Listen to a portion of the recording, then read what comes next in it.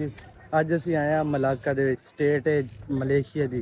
ठीक है, बहुत खूबसूरत स्टेट है, VIP स्टेट है। इत्थे एक मस्जिद है, तारीखी मस्जिद है। ठीक है, तो पीछे उसका नाम ही लिखा है, मस्जिद सलात मलाका। ठीक है, पीछे देखो व्यू चेक करो, बैक साइड ते समंदर है, मस्जिद समंदर दे विच है। ठीक है ना, यह मस्जिद है। असी अंदर भी गए हैं, इस टाइम मैं शूज़ पाए हैं, अंदर नहीं जा सकते, मस्जिद का एहतराम ज़रूरी है। ठीक है, ये मस्जिद का मीनार है, इस साइड पे वाशरूम ने, बाकी वजू का सिस्टम सारा कुछ है, बहुत बड़ा आता है मस्जिद का। पिछे समंदर का व्यू है, तो पोर्ट भी है इतने मलेशिया की, सब तो वड्डी पोर्ट है। ये एक टाइम ते दुनिया की नंबर 1 पोर्ट रही है। सारा इतों इंपोर्ट एक्सपोर्ट का सिस्टम होंदा सी। सही है, इतने बाड़ लगी हुई है ताकि लोग अगे ना जान, समंदर है अगे, डूंगा पानी। सही है, मस्जिद बहुत खूबसूरत मस्जिद है। अगे हुण तुहानूं मैं कोशिश करदा विच जाके दोबारा तुहानूं दिखाना अंदरों। सही है, बहुत खूबसूरत मस्जिद है यार, माशाअल्लाह। ते मस्जिद की गल है पानी दे विच है, मस्जिद सारी पानी दे विच है। ठीक है, अंदर चलते, अंदर चल के तुहानूं मैं दिखाना अंदर दा नज़ारा और पानी दा नज़ारा दिखाना सारा। ठीक है, तो स्पैशल मैं आया विलाग बनाने वास्ते। इत्थे मीनार चेक करो, बहुत बड़ा मीनार है। ठीक है, इत्थे जुत्तियां लाओ, जुत्तियां ला के तुसीं अंदर जा सकते।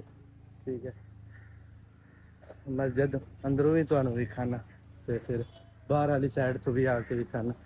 ठीक है, इत्थे लोग विजिट वास्ते आते हैं, विजिट करते हैं मस्जिद का। औरतां भी आंदियां ने, मर्द भी आते हैं। सही है, बहुत प्यारी मस्जिद है माशाल्लाह। ठीक है, अंदर जा रहे हैं मस्जिद के अंदर, अंदर तुहानूं दिखाना है अंदर दा है नज़ारा मस्जिद का। सही है, अंदरों चेक करो, है मस्जिद का अंदर का नज़ारा है। ठीक है, लोग आ रहे हैं इत्थे विजिट करने वास्ते आते हैं। कुछ चीज़ें लिखी हुई ने इत्थे। सही है, उधरली साइड ते औरतां ने, ते मैं तुहानूं बाहरों जाके दिखाना, क्योंकि उस साइड ते औरतां ने, ते लेडीज़ वाली साइड ते एहतराम करना चाहिए इन्हां चीज़ों का, क्योंकि पाक जगह ते हाँ असीं।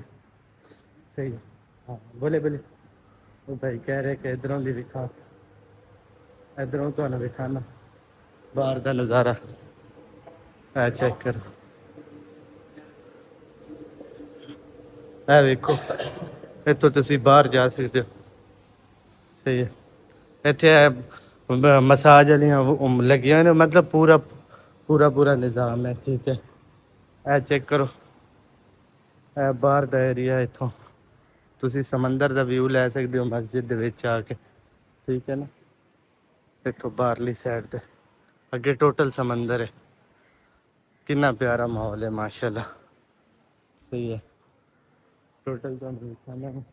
पीछे वो कंस्ट्रक्शन चल रही है, देखो है दूसरे कंट्रियां के लोग आए हुए हैं, चाइनीज ने। सही है, चेक करो, माशाल्लाह बहुत अच्छा माहौल है यार। देखो, ये मस्जिद का आता है सारा, मस्जिद सिलात आंदे ने। ठीक है, हाँ, ਜਦੋਂ ਵੀ ਮਲੇਸ਼ੀਆ ਆਣਾ ਹੈ, घूमन फिरन वास्ते आना है, इत्थे जरूर आना है तुसी। विजिटर प्लेस है, पुरसकून एरिया। ठीक है, मलाका वैसे भी खूबसूरत है, तो जी चीज़ा ने ना, यह चीज़ा मिस नहीं करनी चाहिए। पिछे वो देखो जहाज खड़े ने।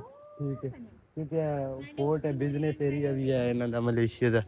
सही है, बाकी व्लॉग का एंड करते हैं। थैंक्स फॉर वाचिंग, अल्लाह हाफिज़, बाय बाय।